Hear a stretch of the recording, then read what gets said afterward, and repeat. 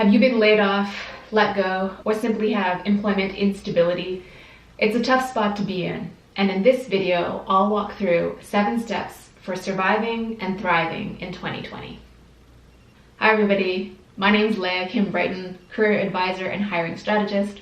I've worked with candidates throughout their careers, helping them to carve out a truly exceptional path. Happy to connect with you. Feel free to do so by LinkedIn or my Facebook page. I'll link them both below. And also, don't forget to tap that like button. And for the numbers, there has been an unprecedented 3.3 million people in the US and 1.6 in Canada who have declared unemployment in the last week or so. And you might be thinking, Leah, why are you telling me these depressing numbers? Because this means that you're not alone. And in this video, we're gonna walk through some practical things so that you can plan for and have a truly exceptional future. Number 1, money matters. Get your finances in order. Honestly, this could be a video unto itself, but here's a brief overview. Check your emergency fund and see where your runway is, which is the number of months that you have available to you comfortably. This could be scary, and I know for some folks, especially if they feel like they don't have as much of a nest egg as they would like, but you gotta buckle up so that you know where you stand. Also, review your spending habits. See what you can trim out and what you don't actually need. And a really easy way to review what your monthly subscriptions are is simply to review your credit card statements.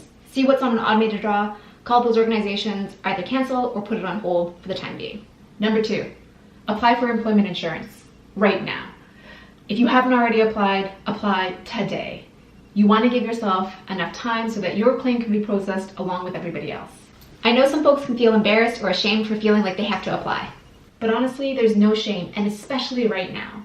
You literally pay into this program so that it's available for you when you're an employee.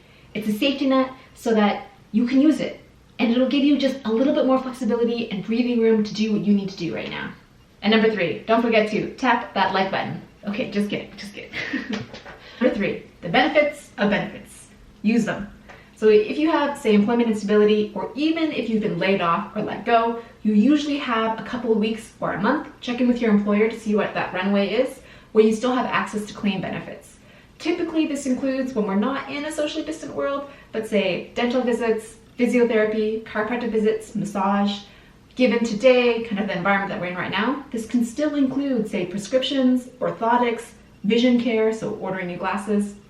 So check in to see what you currently have still available within your plan and use them up. Use them up while you still have them available to you. Number 4, be human.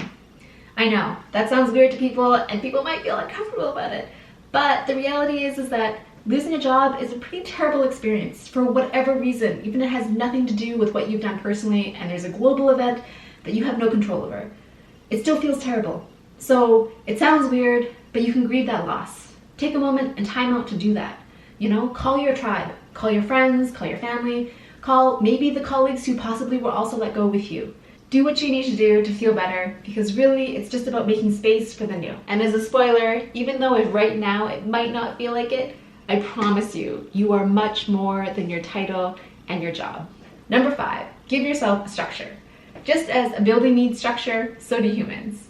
So it can be really easy to sleep until noon, but that's a really easy way to have your Mondays melt into your Fridays and wonder where the week went.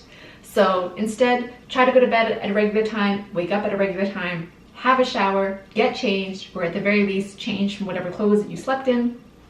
Maybe use a calendar, either paper and pen, if you're old school, like I use, or digital, which I also use. And if you're thinking to yourself, I don't need a calendar, Leah, that's ridiculous, maybe just try it. And the only reason I suggest it is because I found for folks who go from having a very structured work life to having a very unstructured current place of kind of limbo for where they're in right now, it can just be helpful. It helps them to keep on track as far as their day, for what they want to accomplish, or their week. If it works, great. And if it doesn't, don't worry about it. And comment below. Feel free to let me know what you think might be helpful for you, or maybe some things that you've done in the past as well. 5, when you're ready, start that search. I'll do a separate video on this because it's a pretty detailed process, but I want to do a brief overview now. I know for folks this can seem like a pretty daunting process, especially in today's climate, but it's important for you to get at it. And you might be asking, Leah, why bother starting my search now? I have a huge runway. And that might be true. So maybe for yourself, you have a lot of flexibility, you can take some time off, take a time out, and that's fantastic.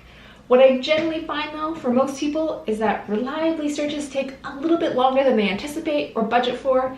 And so by starting, say, sooner than later, is that you're just giving yourself some more flexibility and possibly more options as far as opportunities ahead of you. As a very quick overview, the search process includes updating your resume. I know, it might have been quite some time since that bad boy was touched, but you gotta dust off that PDF or Word doc and work on that. Update your LinkedIn. If you don't have a LinkedIn account, I really encourage you to make one. I'll make a separate video on that as far as navigating LinkedIn if maybe you're less familiar with it. And then I'd also recommend work on a cover letter that kind of encapsulates who you are, that you can customize for whatever job you're applying to. So again, I'll be doing kind of separate videos on each of those topics, but as a broad overview, those are important first steps for you to do. 6, take the time to think about what's really important to you. Say the top 3 things for, say, an employer or a role. This sometimes can be dependent on the luxury of time if you have, but it can be helpful as far as filtering out the many different roles that there are posted, say on Indeed or LinkedIn or Monster. What does that look like for the position that you wish to have, the company that you wish to work for? How long do you want to commute? You know, what does your base salary have to look like as far as your range? Obviously, the upper range is to infinity and beyond. Thank you, Buzz. But as far as like, what are your basic needs? What do you need as a base salary in order to make it work for your personal life?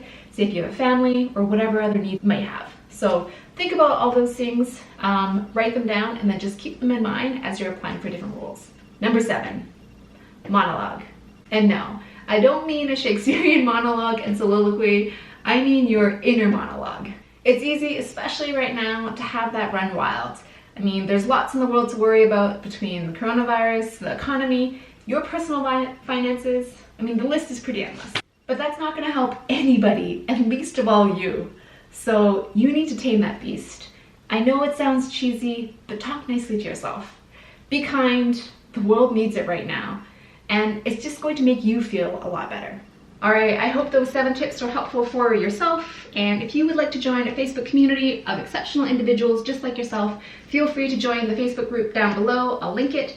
I share just career advice and some updates that might be hopefully helpful to you. Lastly, if you liked this video and found it at all helpful, please feel free to share it within your network with those who may also be undergoing, say, some employment instability or are also laid off or just let go entirely.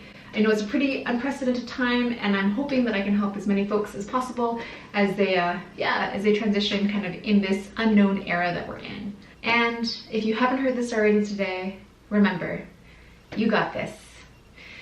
Take a deep breath, and this too shall pass. Also, if you're wanting to prepare for future remote interviews via Zoom or video conferencing, feel free to check out my last video, which is 7 video conferencing tips.